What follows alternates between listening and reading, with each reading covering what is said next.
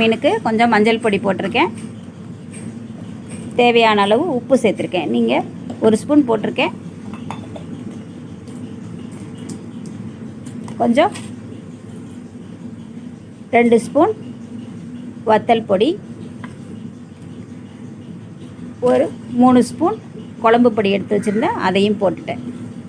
இதில் லேசாக தண்ணியை தெளித்து மீனை நல்லா பரட்டி வச்சு ஒரு மணி நேரம் ஊற வச்சுட்டு பொரித்தோன்னா மீன் நல்லா அருமையாக இருக்கும்.